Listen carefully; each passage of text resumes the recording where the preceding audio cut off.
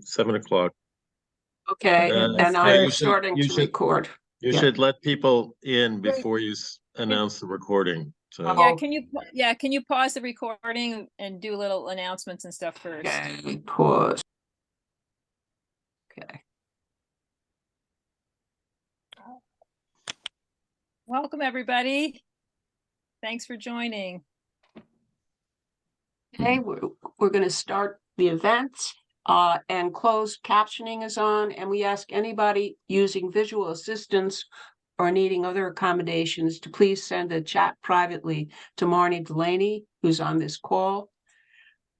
Also, please note, as I said, the event will be recorded.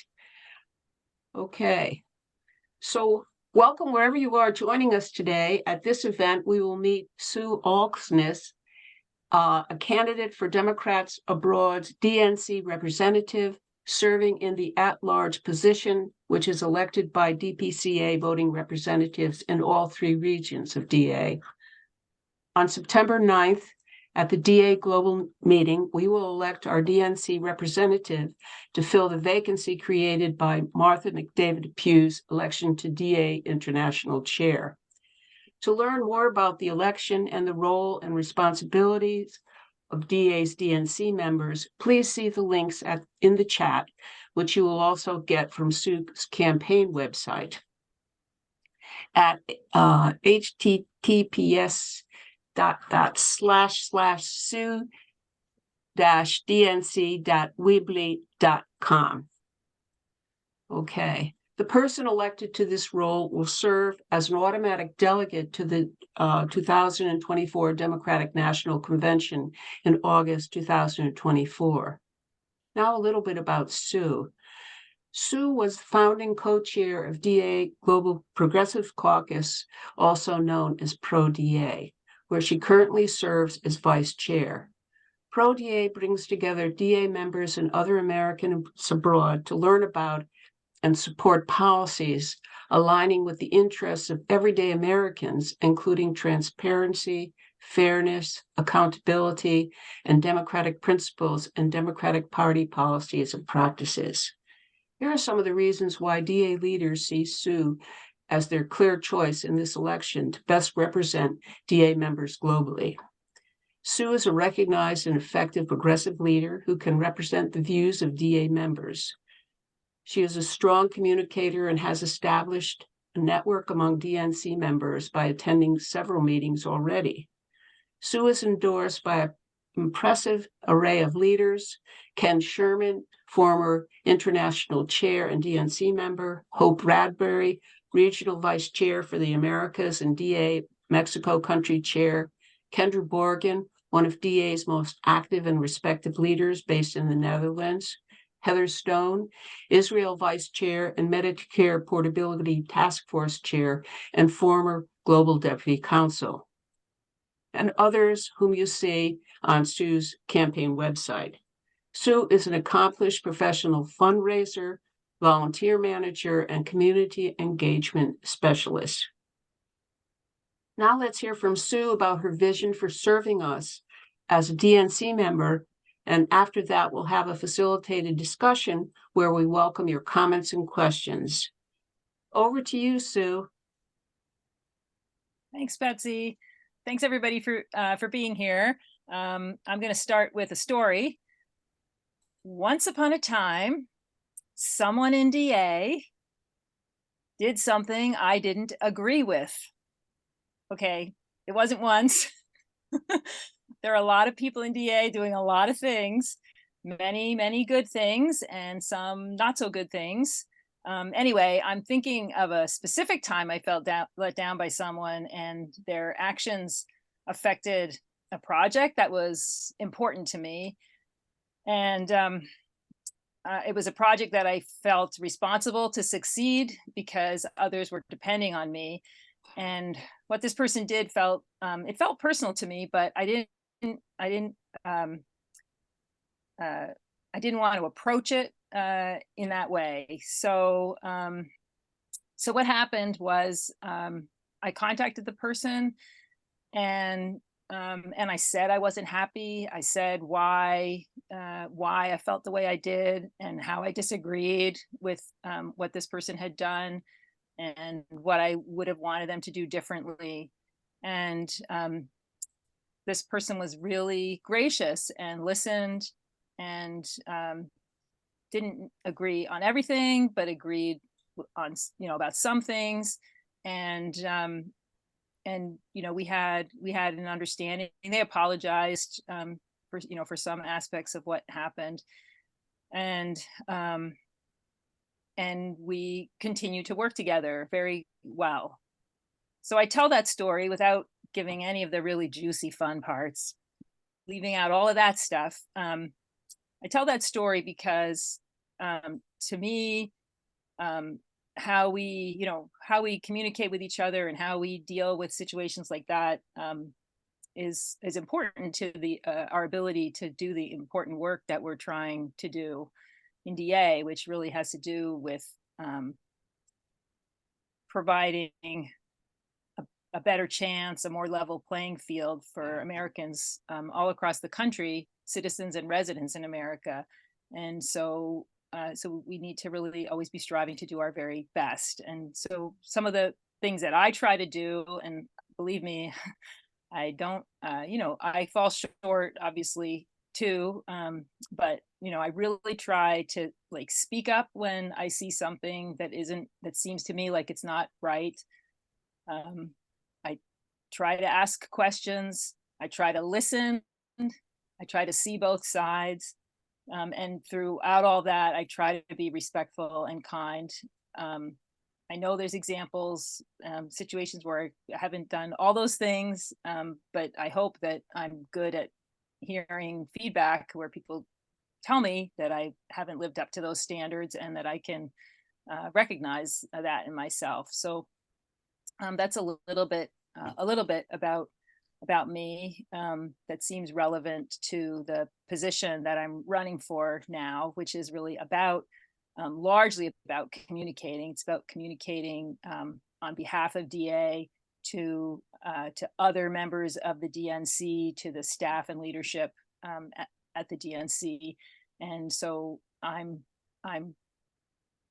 committed to doing a good job at that. I feel like I'm well prepared after several decades as a professional fundraiser and organizing in DA and other volunteer opportunities that I've done in my community locally here in the Toronto area. So I feel like I can be effective in raising awareness of DA's margin of victory in close elections across the country. I can be effective in strengthening and expanding DA's partnerships to get out the vote with state parties and with Democratic associations. I can bolster DA's positive working relationship with the DNC leadership and staff. And I am committed to continuing to collaborate with my expanding network of progress and reform-minded DNC members to strengthen the party by decreasing the influence of big money and the influential while delivering meaningful action for everyday people and, of course, for our precious planet. And while doing all this, I'm committed to keeping open lines of communication with DA volunteers and members. So I'm just grateful to you for joining today. I'm looking forward to your comments and your questions, and turn it over to you, Betsy, for the next portion. Thanks. Thanks, Sue. I'd like to invite now our participants to ask your questions and to put * hand up in the chat box, and we'll form a queue. And what is important for you in a DNC member who is representing DA globally. So please, we'll give you a little bit of time to do that. And Marnie, Delaney, and I will be alternating the questions. We have a couple questions ready to go that we can, oh, good, we got hands up. Yay. Okay. Andrew, your question, please. Andrew Stites. Hi, thanks, Sue, and everybody. As I hope was clear from the chat, I'm in an awkward position because I'm going to be running for a bus and a train. Everyone understands that, except people in my world. I vote in Indiana. So that's a rarity that we have public transportation freaks. But in Oslo, as we know, it's a fact of life. Sue, I just want to say thank you for running. Thank you for all you've done for the Progressive Caucus. I know Bruce is on this call, and I'm sure he and everyone else join me in that. I want to preface mine with a quick story, which could be rare for me. At 76, I'm very much of a newbie, and especially as a DCPA rep. Is that right? Yeah. And that's by virtue of gender equality. We really didn't have anybody else available. That's the honest truth. And I didn't like this experience the first time in our elections for an executive committee. And I don't like it very much now, because you are running with, as far as I know, the only other person is Julia Bryan. There may be others, but that puts me in a difficult position because I have a high regard for both of you. So without putting anybody on the spot and knowing you can be direct, I just want to say one thing, and then I want to ask a question. The one thing I want to say is, if you think appropriate, I would love to chat with you when time permits, but only if your time permits. And, you know, I'm only one vote, and I'll probably have to give mine to a proxy. So that is my statement. My request is, can you quickly summarize how you think you and Julia might be different in terms of your approach to the DNC and what you can bring? And thanks again. Sure. Thank you, Andrew. Thanks for your kind words. First, I'll just mention that I am organizing some open houses when people can just like drop in and chat with me. So maybe we can provide those now if Andrew you have to leave to get on a bus or train. So, or you can find them all on my website. So, okay, how am I different? And the question was with respect to interacting with the DNC. Well,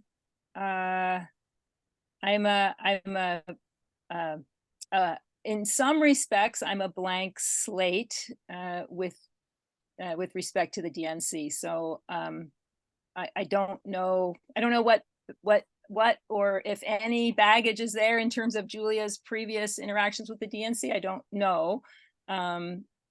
But I would say for me, like, I don't have any, there's no negative, no any chance of any kind of negative history. I'll be starting fresh. The network that I have is positive. I feel like one important difference maybe that I bring is that I'm sort of visibly associated with the progressive element of the party, and for our membership in DA, many of whom tend to identify in that way, that it could be really meaningful and have people feel better represented if there's at least one of the DNC delegation who is sort of visibly recognized as a leader in the progressive movement within DA. I'm not claiming to be the only person who holds the views that I do. I think many folks in DA are like that without being associated with the Progressive Caucus. It's just that given sort of my role in helping with the founding and then continuing to lead the Progressive Caucus, and I think kind of being a progressive voice at our DPCA meetings, that it's just a little easier to identify me in that way. Does that answer your question? Is there more you want to hear, Andrew? It does, and that's very valuable, Sue. So thanks for that input. I can't say it makes the decision any easier, but I will leave it with this comment based on my last experience. And I remember specifically Sherry Temple making this comment. I think it's urgent that we all come together, and I was very taken by your story of how you manage that potential conflict, especially in a virtual world. It's really easy to shut each other off, and we need every single Democrat working in harness. That's very reassuring to hear how you manage that. And thanks again for running. Oh, thanks, Andrew. I'll just clarify that it was an actual conflict. It was not a potential. It was not a potential conflict. It was an actual, like, there was genuine conflict. Yeah. It was not easy. But yeah, thanks for sharing that. Well, not to get too carried away with personal stuff, but I spent a lot of time professionally as a mediator working for the federal government, and a conflict avoided is still a conflict that you didn't have to deal with. And that's half the challenge, it seems to me. So well done. But not avoiding the conflict is also necessary to deal with it. So good job. Thanks for everyone for your patience, and we'll stay in touch. All the best to everyone. Bye-bye. Thank you. Yeah, thanks, Andrew. I'll be add listening. Okay. Oh, great. I mean, I do think, as to add to that, I think it's really important to for us to try to avoid gossiping and telling stories. That's just that's so destructive. And so I think in terms of DA's culture overall, it would be really wonderful to try to mitigate that. Yeah. Can I throw in? I'm sorry, can I throw in one more thing? And that is that, just so that, I think you call yourself Andy, right? Yeah. Yeah, I think, I'm known by both officially in Norway. I'm Andrew, since I moved over here 10 years ago. Oh, okay. But all my friends in the States and many in DA call me Andy. I go by you. So thanks. Okay, well, I'm going to go Andy with this time. But anyway, I just wanted to point out that when you do hand over your proxy, it can be instructed. You probably know that, but you don't have to worry that the person is going to just vote the way they want to vote. They need to follow your direction. That's a great reminder, Marnie. Thanks. Yeah. Your turn. The queue. So, we've got Art and Suma and Saras. Art, would you like to ask a question? Thanks, Betsy. And I don't know if I'm going to catch Andrew before he runs through. We should all be thanking Andrew or Andy as a master call hubber. He makes thousands, tens of thousands of calls. So we should all be thanking him. Just to follow up, Andy mentioned the gender balance in the DNC delegation.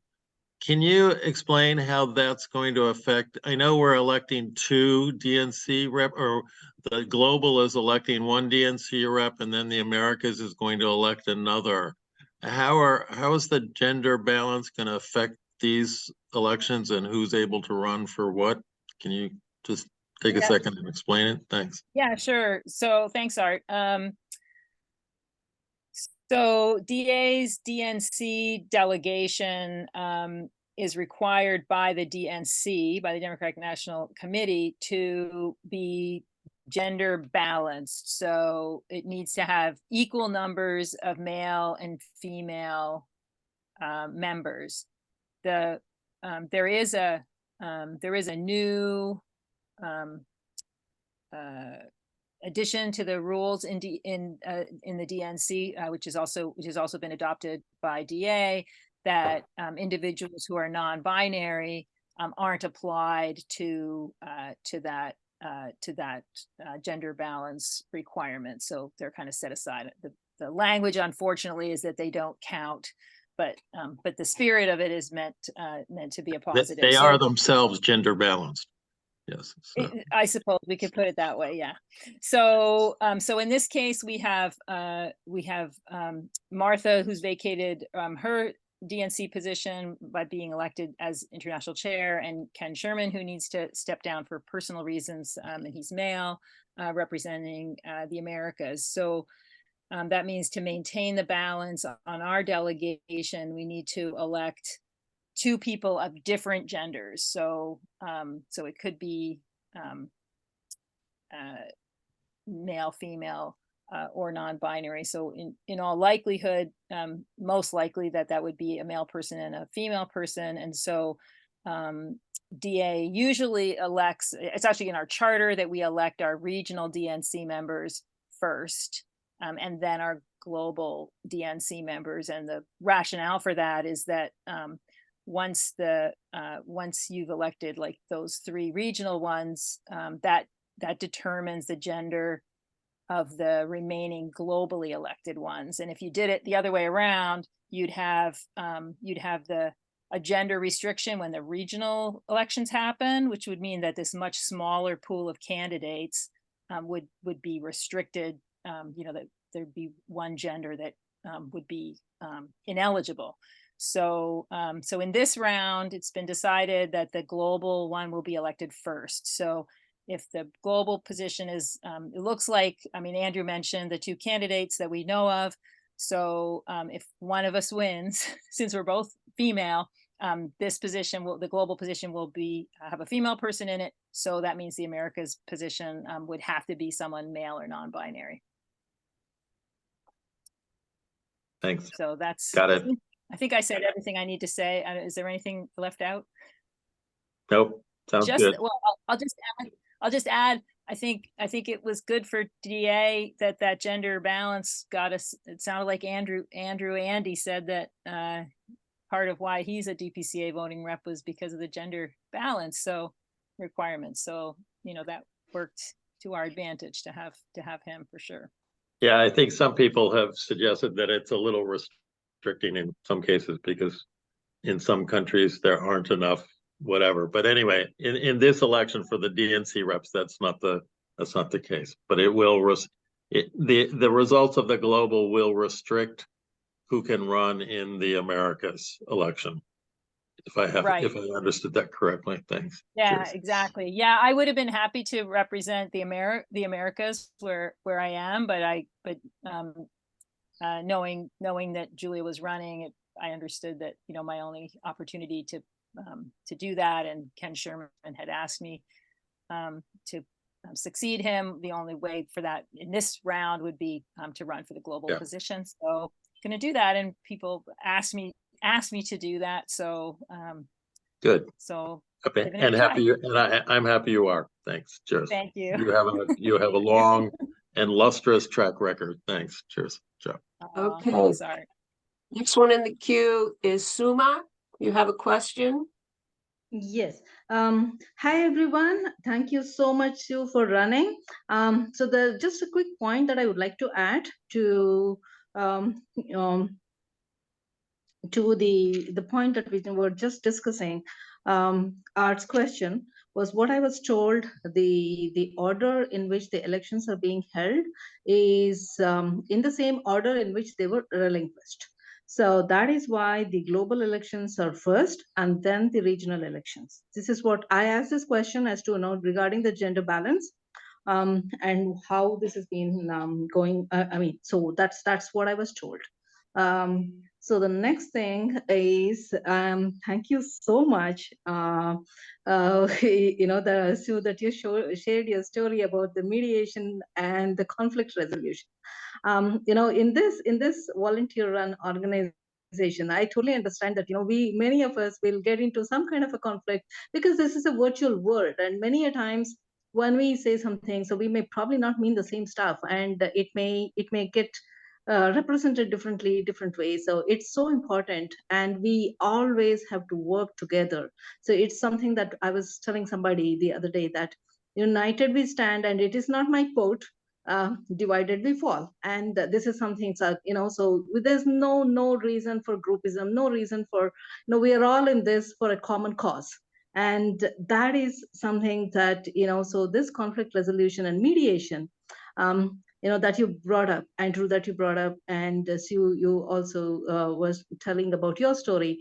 I think this is just a great positive way to look at it. I'm so pleased about this. Thank you so much. Oh, thank you, Suma.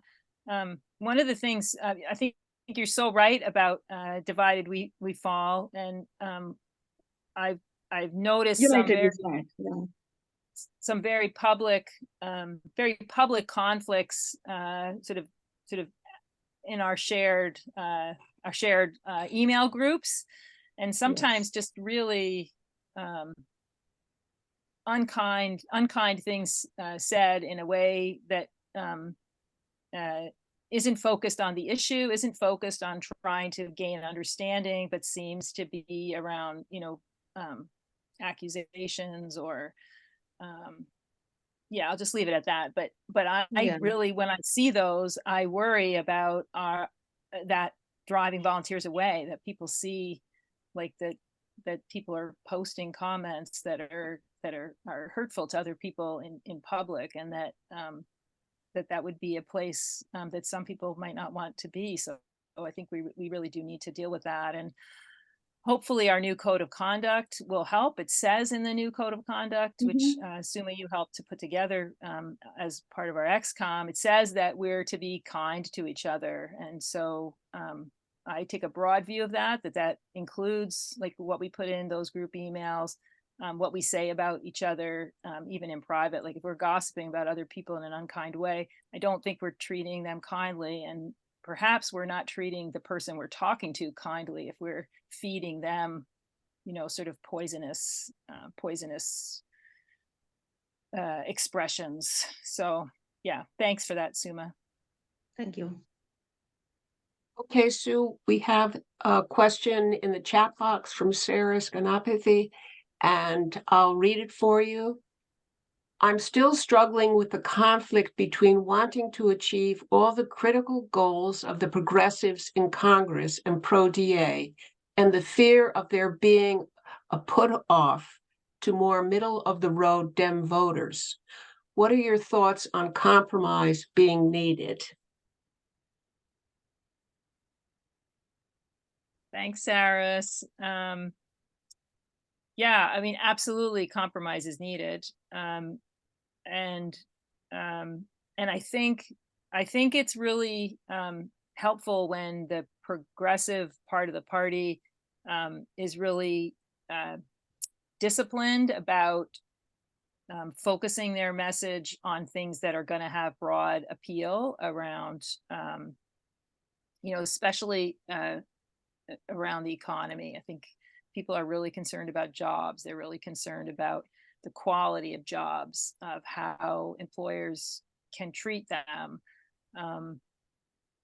People are really concerned about healthcare, which is in many respects an economic part of our lives, right? If we can afford to get sick, if we can afford to get well, if we can afford to not die. So that would be one thing I would say about the need for compromise. And I guess I would also share that as a DNC member, I would not have any influence really on the policies of the Democratic Party. DNC members largely on DA's behalf is largely a networking and promotional kind of role for DA, and then certainly learning things at the DNC and bringing that back to the membership and creating new partnerships and introducing potential speakers or partners on projects to DA teams. So in terms of like the platform of the party, like that happens at the convention, and of course the DNC members that we're electing now will be automatic delegates to the convention, but there's a complicated process, somewhat democratic process to determining that. And hopefully that platform will have enough that is progressive, that appeals to everyday Americans, and that aligns with what's popular and pretty standard in many of the countries around the world. But of course, something like single-payer healthcare, I don't know that the Democratic Party is ready to go there just yet, even though that's pretty standard around the, in other industrialized nations. Thanks for the question. If I didn't answer that in a way that's satisfactory, please let me know. Thanks, Sue. Okay, Caitlin, it looks like you have a question, Caitlin. Hi, yeah, Sue, I'm so excited that you're running. Really, really thrilled that you're thinking of taking on this role. I've really appreciated in the Progressive Caucus how you've always brought back what you know and what you learn when you watch and attend meetings. And because I just think for most people, like even a lot of us who are pretty involved in DA, like it's really hard to know what's going on at the DNC. Like it's just not necessarily easy to follow. It's not necessarily easy to know who are the DNC members, like from my state. Sometimes just like finding basic information can be difficult, or it feels like a bit obscure. And you've always, like in Pro DA, really kind of demystified a lot of things for me, and I've learned a lot from you. So I'm wondering, my question now, after too much preamble probably, but is what your plans are if you're elected to this position to kind of help inform DA members or provide spaces where DA members can learn more about what our delegation is doing before the meetings, after the meetings, and kind of what y'all are up to. Okay, awesome. Thanks for those nice words, Caitlin. I really appreciate that.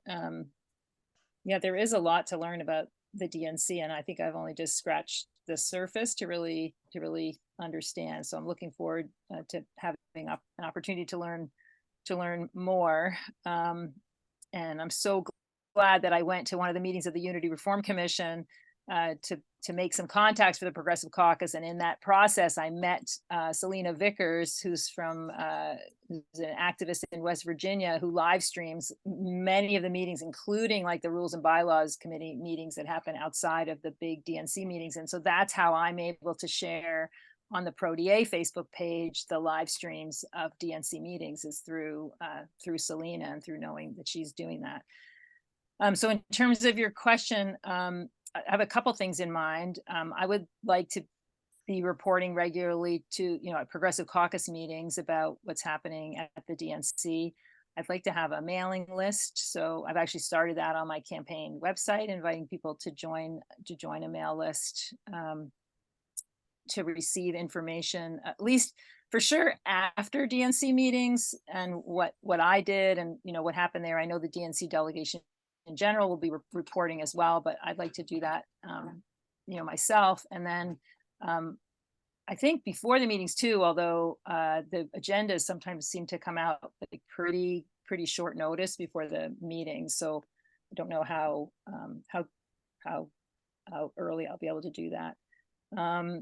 And then I want to think about how to make information accessible across the regions, like so that folks, like those the DNC delegate town halls that have been happening before and after each DNC meeting, which I think is a great thing. Like there's just one, like at one set time. So maybe it's worth thinking about holding a couple of those, maybe, in two different times that are convenient for people.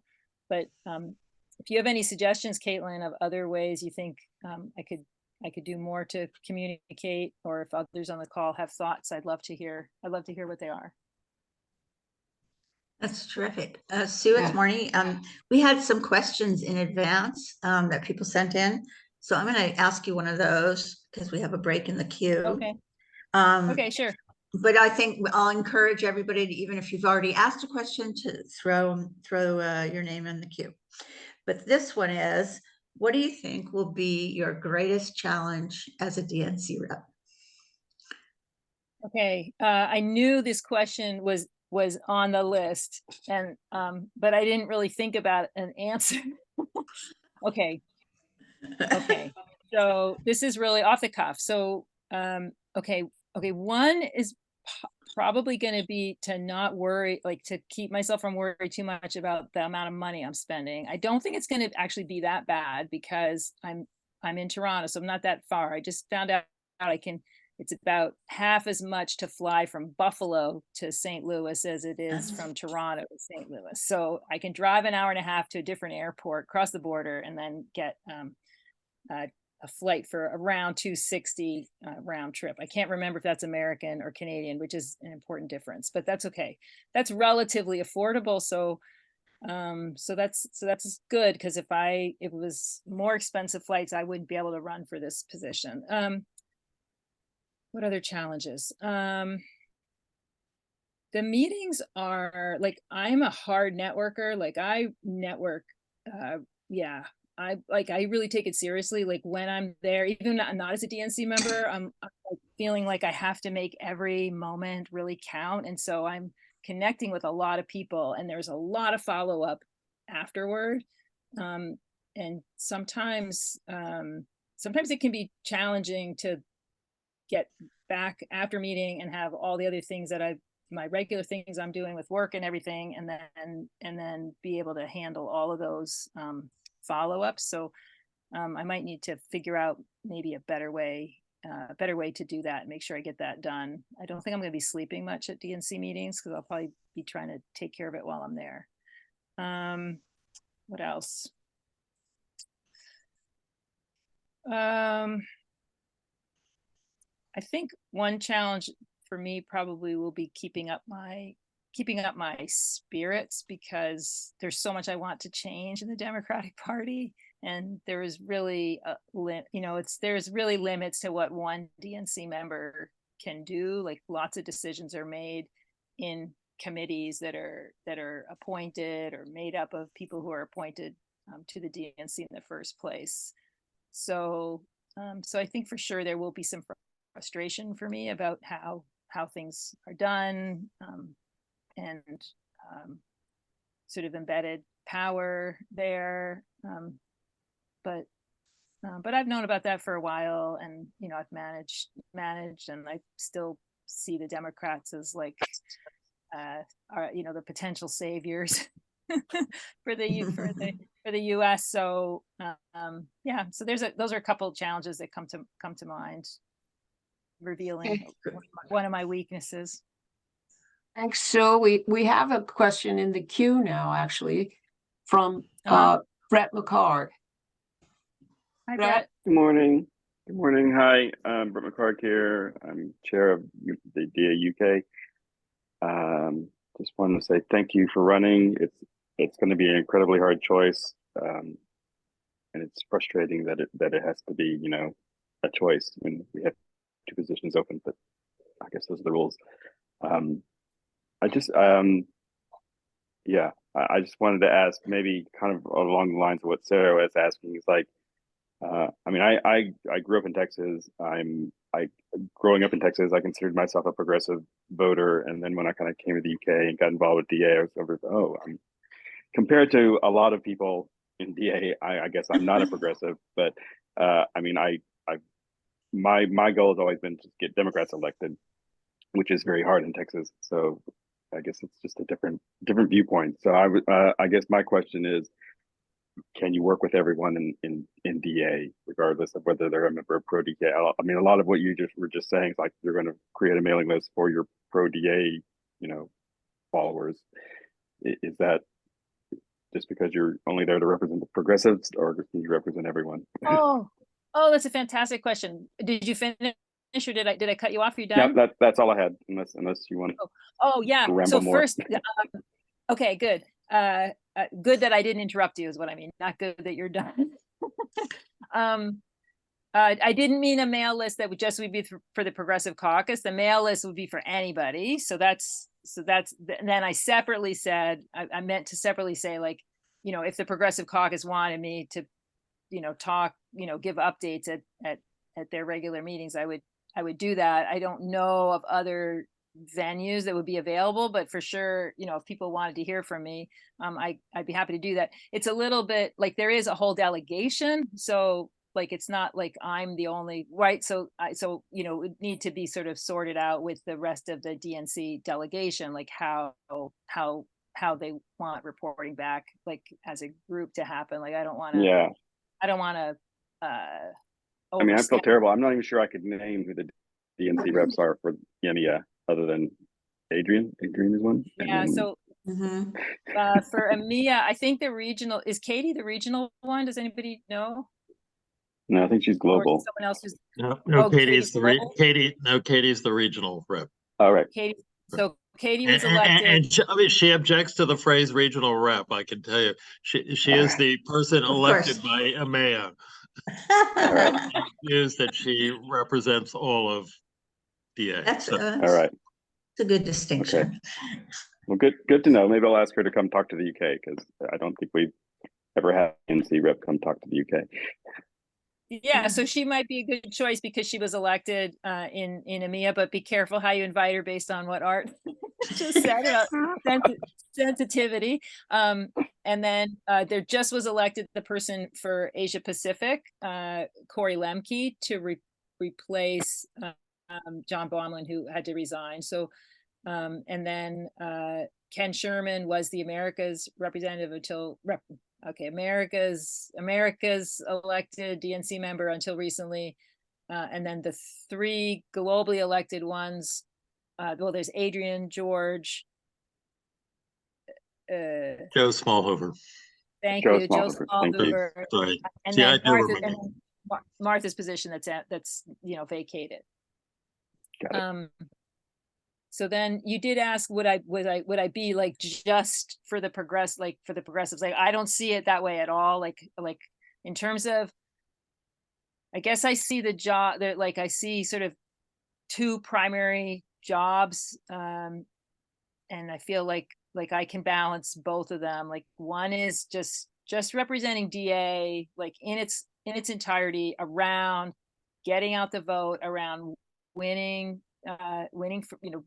with Democrats, not discriminating whether, folks are progressive or we say progressive, like you say, Brett, it's like that's kind of, it's a troubling word, right? Because it means different things to different people. I can say in sort of the progressive wing, like sometimes people get kind of irritated when the word is used by the party in general, because then we're like, no, we're the progressive. It gets complicated. But so that job of just representing DA in general and making sure that that we can get voter lists from states, or that a state website is going to have something flash up on the screen when someone gets to their website from an overseas location that says, are you voting from abroad? Go to votefromabroad.org. Like those are things that DA has done before.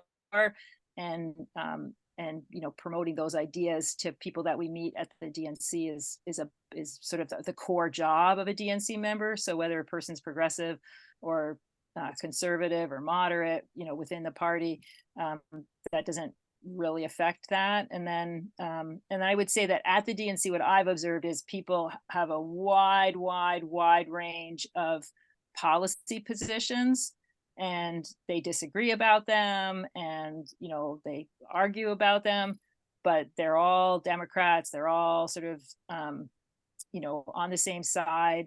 And for sure, folks who are very progressive have had leadership positions. Keith Ellison had was deputy chair. There's people who have, like, Harold Ickes was fairly progressive person who was on the I think on the credentials committee for many years. So people argue about that kind of stuff, but they still get on. I don't think anybody's gonna, based on talking with other DNC members, like, I don't think anybody's gonna hold it against me that I have a certain view.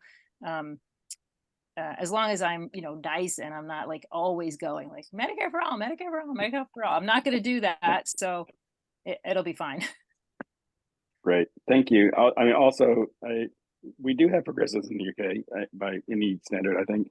So, and we did start we call it Pro DA UK. Yes. Caucus. Yes. Yeah. It's fantastic. But it's kind of, I guess in post-election, it's kind of just, as with many things, people just take a break. We need to get it fired up again. So any suggestions or clues or ways of getting it going again? Yeah, Well, Bruce, who's the chair of the Progressive Caucus, Oh, yes. Hi, Bruce. is on the call, and Eric and the folks leading the Pro-DA UK, have been in touch with us, and we've been supportive. And I don't know. I mean, I think getting an interesting speaker is probably a really good approach to take. And in Austria, Bruce had progressive pizza events regularly, and people Wow. loved that.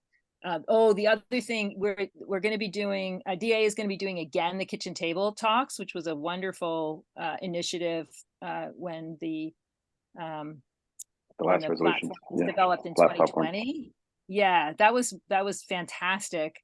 And Bruce, again, with the Austria Progressive Caucus group, did a whole series of kitchen table talks, like on each of the issues, and brought together the progressives, or self-identified progressives, to talk about those and put in their submissions. And so I think that was really motivating for people, that they knew they'd be talking about these issues, but they actually had, there's actually going to be an outcome, that it would be influencing like DA's platform development. So that's something that the Pro-DA UK group could do. I think probably you'd get some good turnout in London, at least.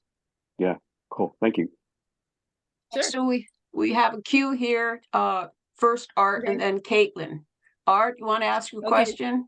Hi, me again. I'll just start with a comment. Having been on the DNC, I don't think the DNC cares so much about squabbling about, or not squabbling, but having disagreements about political issues. I think has been over the years sometimes a reputation about DA that we're more concerned with our internal politics than anything else. And so anything you can do to, bring people together, et cetera, show unity as an organization would be, I know, appreciated within the DNC. The question I was going to, you mentioned the cost. I'm going to give you a softball, a slam dunk here, or whatever. Would you be in favor of getting funding or using funding to provide travel stipend for DNC members, so that it is not restricted to people who can afford it, who can afford to travel? Thanks. To answer the question, yes, I would support that. DA has a lot of different things to raise money for, so Well, but then again, people really want to give to certain things, right? So if it's Yeah. specific to a travel fund, like that would be a designated Yeah. gift. So I think that would be good. I can just point out that the DNC, when they allocated funding for DA and the territories, they actually specifically provided funding for travel for DNC members from the territories, like Guam and elsewhere. I'm not quite sure why they didn't do it for DA, because we have even more difficult travel requirements than some of the Right. territories. So anyway, so that is an opportunity. So Yeah, well, that's interesting. I didn't know that about the sort of them being concerned about the squabbling in DA. So yeah, I think that would be really important for us to clamp down on that and get things worked out, and have new ways of communicating or whatever. Of course, there are some things that, some conflicts are unavoidable, but if you can treat each other with kindness and compassion through that, it can take you somewhere different. I will say that what I thought you were going to say was that the DNC really cares about us delivering votes and raising money. And whether we're progressive or whatever on the political spectrum is not going to be important to them at all, and especially now that DA is being recognized as being able to deliver votes, and we've been doing well with fundraising as well, but particularly it's known that we decide close and important races. Nobody's going to mind that one member of the delegation or the whole delegation is talking about, how great healthcare is in other countries. Like, I don't think, no one's saying that's gonna bother them. Just Well- paying attention to the time, it's 1:51, but if people wanna stay longer, that's fine with me. It's 10 minutes from our end time is what I mean by 1:51. It's a different time everywhere. I apologize. Did you want to say something more, Art? No, I was just gonna say, since you said it so well, consider that I said that. Assume that Oh, okay. assume that I did say that. I might have learned it from you. You never So, know. Yeah, thanks. Hey, we've got Caitlin, Andrew, and Bruce, looks like. Okay, Caitlin? Oh, sorry, I missed Andrew when I just did the last cue, my bad. Yeah, I wanted to ask, it's kind of adjacent, I guess, to Art's question just now about, because you have a lot of experience, you said, as a professional fundraiser, and I know that like one question that was important for a lot of DPCA reps is, making sure that we continue to secure funds or increase the funds that we get from the DNC. So what is your plan kind of for helping to achieve that goal? And what is the kind of like experience you bring to the table? Yeah. I mean, for sure, like I've written large grant proposals. I've helped to develop them. I've advised, leading faculty members at universities on how to frame a proposal, or I've had conversations where I've drawn out from them like what the core messages are in a proposal, taken it from the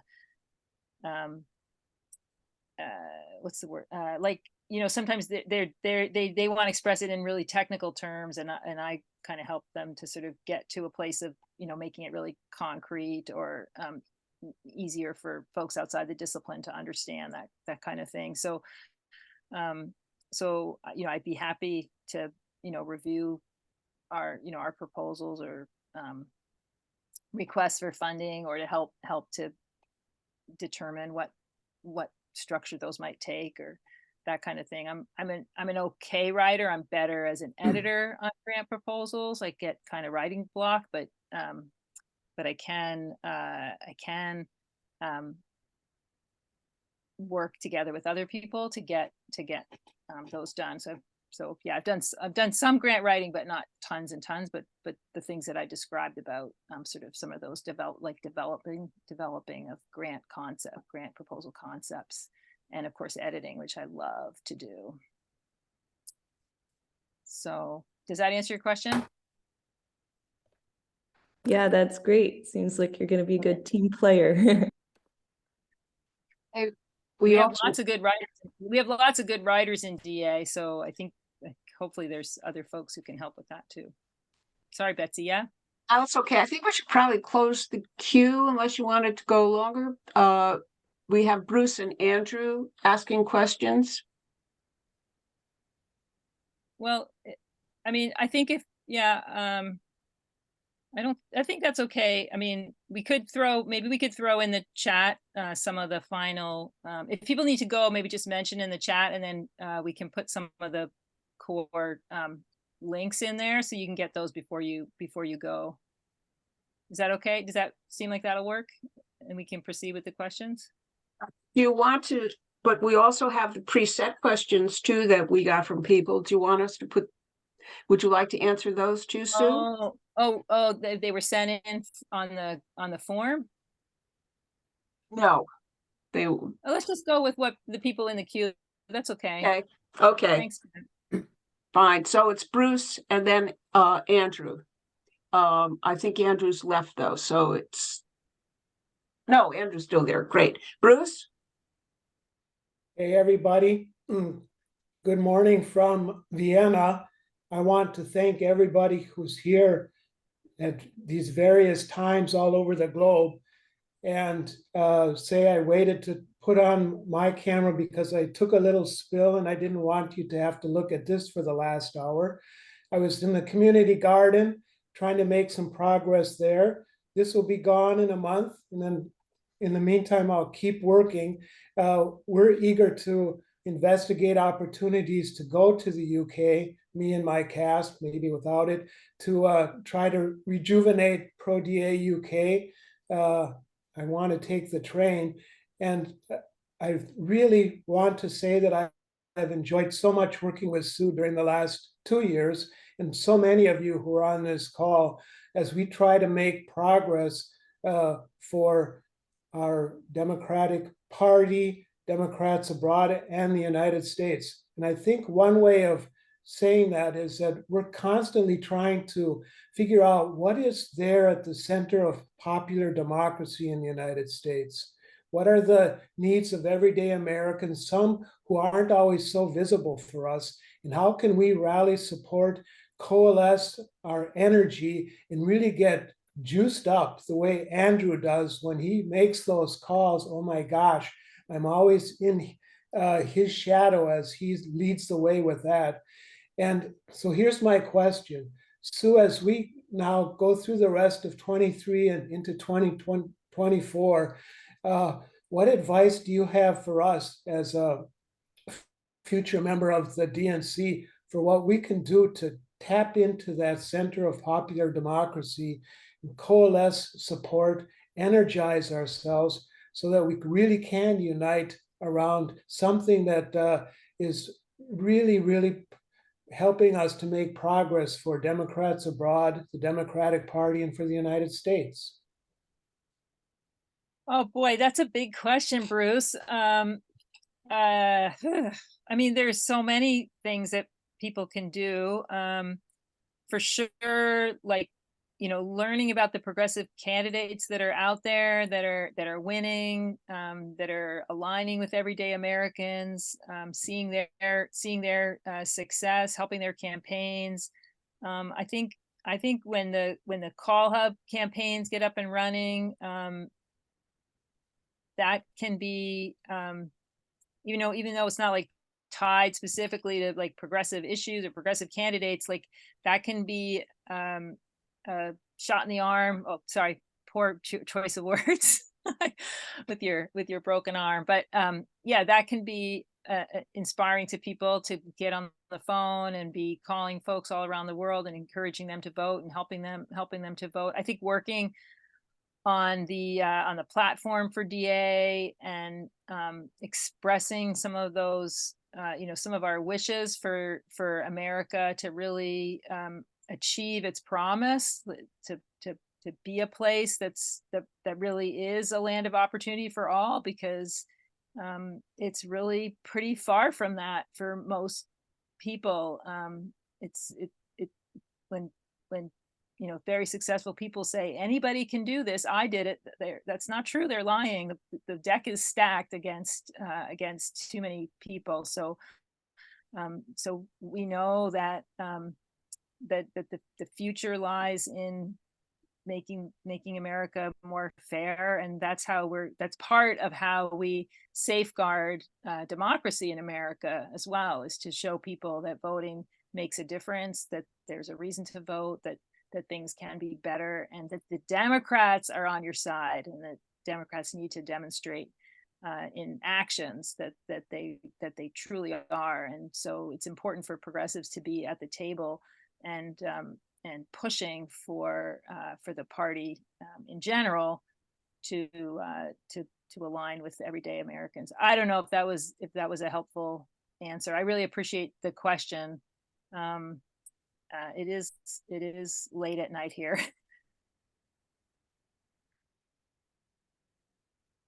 Thumbs up. Thanks, Bruce. I would like to hear your answer to this question. I think you would have a great answer to this question, but I think we have another person on in the queue. Well, Andrew withdrew his question. He said because Caitlin got his question and he was just interested specifically in funding for Call Hub. Oh, yeah.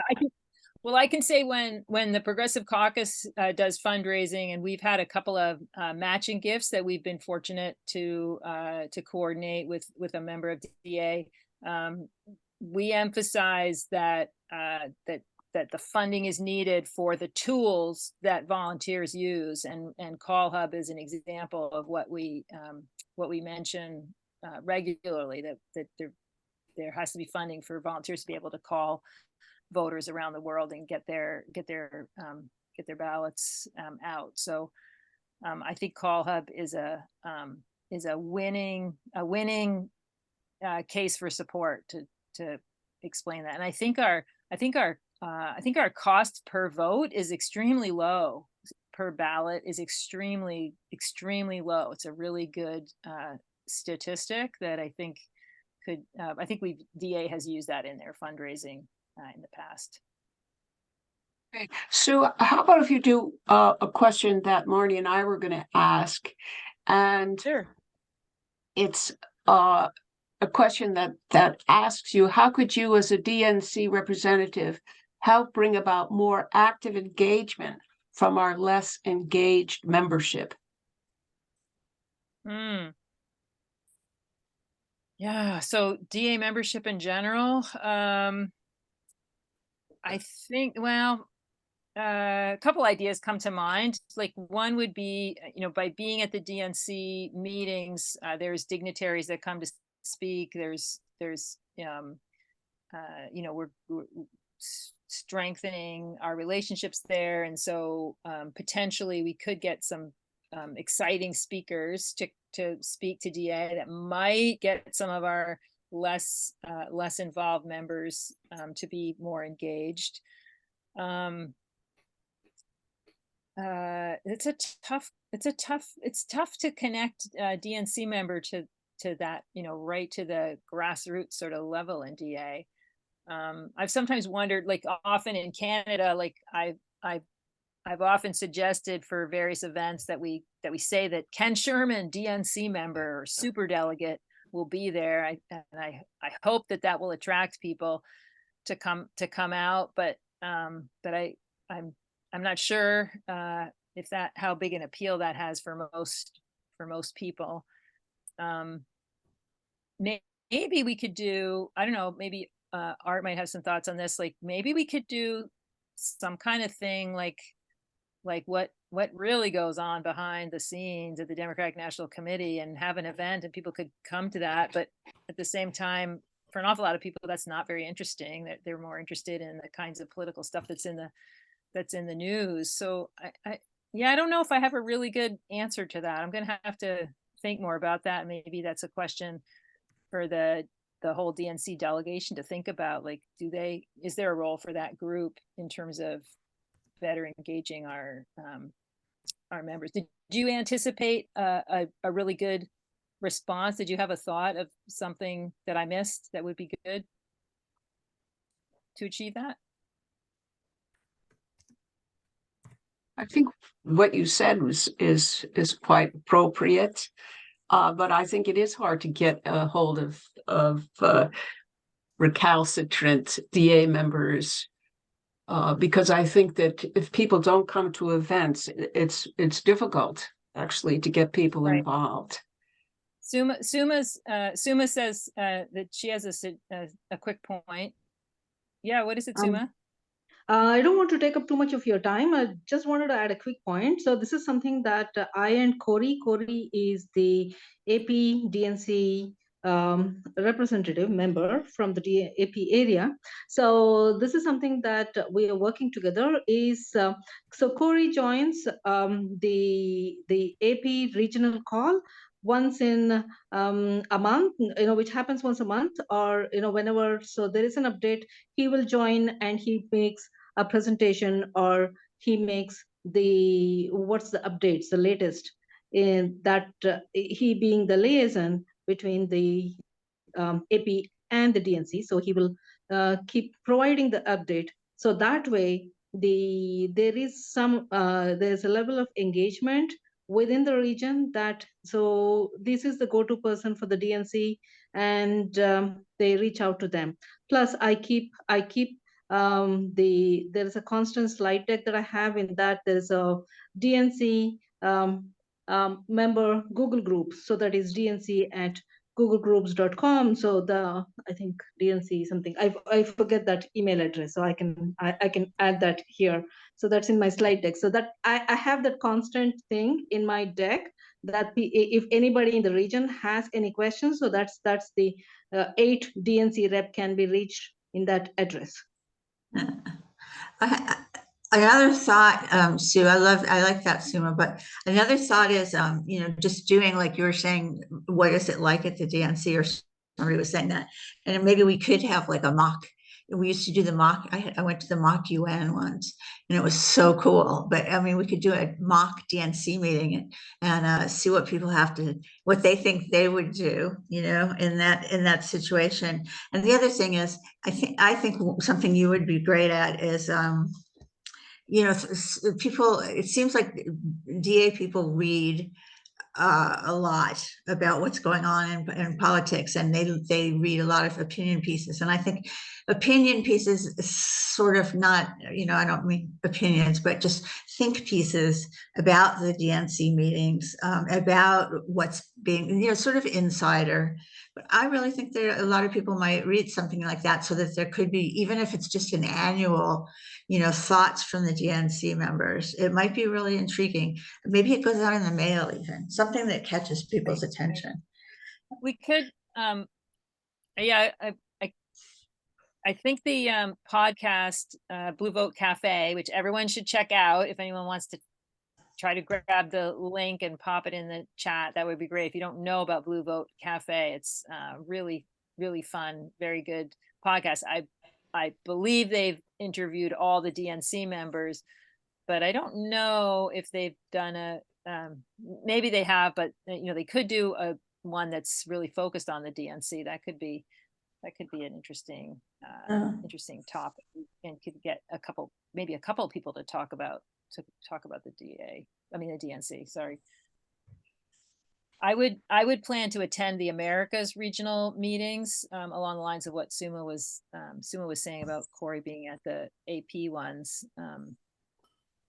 And I could do that together with the DNC person elected in the Americas region. We could do that together, which would be nice to do. So we have time if you want to do final comments. We don't have any questions in the queue. Okay. Okay.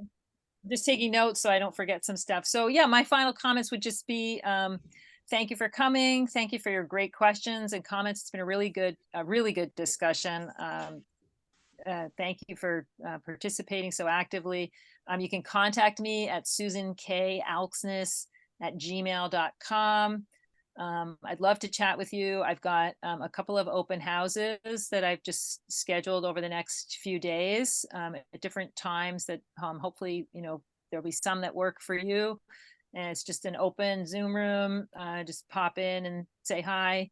And we can just, we can talk more. And I hope that you'll vote for me. I hope that you'll support me and encourage other people to vote for me as well. I'd really like to raise up progressive voices within the Democratic Party so that it can more effectively serve the interests of everyday Americans, which I believe is going to strengthen democracy in the U.S. and will also, of course, strengthen and protect human rights, which are so under attack in the United States right now for everybody, but with certain communities under more imminent attack and in danger of their lives and losing their lives. And I want to really thank people who encouraged me to run for this position, and to thank everybody who's supporting me and doing work behind the scenes to support this campaign. And thanks to everybody who's going to vote for me. And I also thank everyone here, regardless of how you're going to vote, for your efforts to strengthen DA and to get out the vote in American elections up and down the ballot. So thanks for doing that. And I look forward to welcoming more of you to Vote Sue. And you can learn more and sign up to support me at https:// it's going to be in the chat. Weebly.com. Thank you, everybody. Thanks, Sue. Thanks, Sue, and thanks for everybody asking questions. I think this has been a great town hall, and we hope now that everybody on the call has a really good idea of how Sue would be as a DNC representative for Democrats abroad. So thanks very much, everyone. I'm going to stop the recording now. Excellent.